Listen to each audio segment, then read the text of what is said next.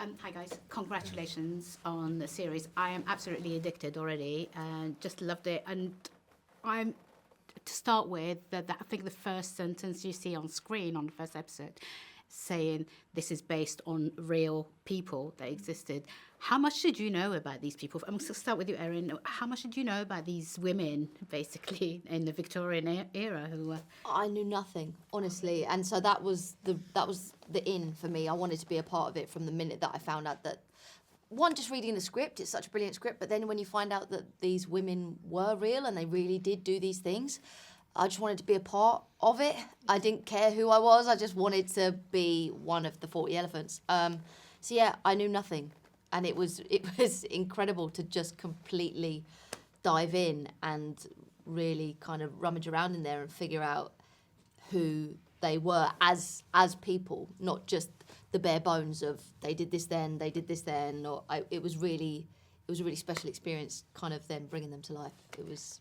Malachi, I guess same question for you, but like your character is almost like he's a fish out of water. He's come from this island where, you know, a revolution has just happened and he's ended up at somewhere where he's a complete stranger.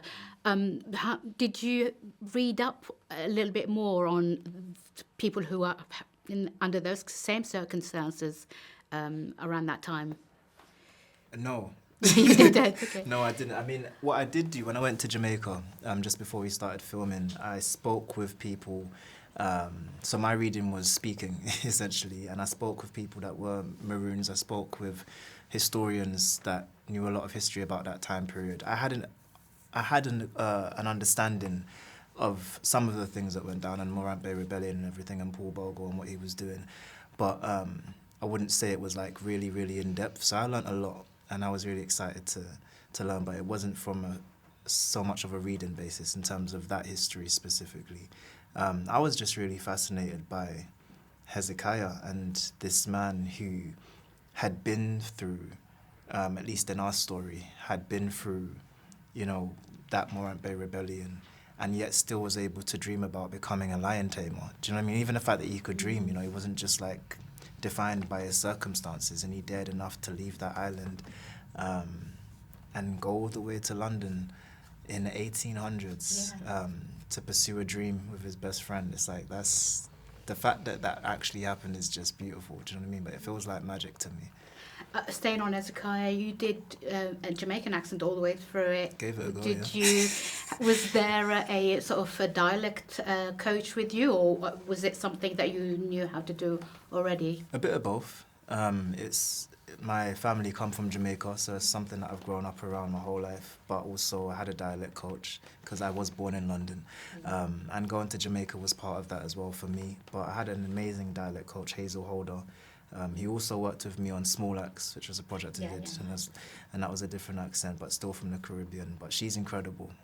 So I felt very safe in her hands, and she was there just to check me, especially on like, what I found fascinating wasn't just so much the dialect, but the language that I could use. Do you know what I mean? Because we've got the script, but there's moments, there's like fillers, there's things that you want to say and express that I wouldn't necessarily find in the script, just in between stuff, you know. And I wanted to know what those were, because they would have been different to the Jamaican that I know now. Yeah. Do you know what I mean? They had different words that they used, so she was really helpful for all of that.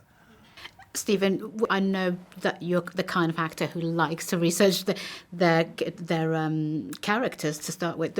Did you read up much on that kind of era? There wasn't, to be honest with you, there was not a lot about Sugar himself. There was, I think, basically there was a paragraph which said where he was from, when he was born, he had children, he was a fighter, he had a pub, and he died. That was basically it. And then kind of, what is the genius and the beauty of these scripts and the genius of Steve Knight was he took each of these people who did exist, historical fact, they existed, they led these lives. We're not saying these lives that we lead were the lives that they led, but what he did beautifully was not just us three, but practically every single character within our story existed and lived, and he just took all these ingredients and put them into this beautiful dish and created this world where then we made this wonderful set, and these people came alive within the context of our story. So they may have never crossed each other's paths in real life. They may have walked past each other at some point. But the genius of Steve and what, you know, the gift for us as actors, we then got the opportunity to bring these people to life and have the interaction between us that we did have, do you know what I mean, on that set. And it was just an absolute joy. It really was.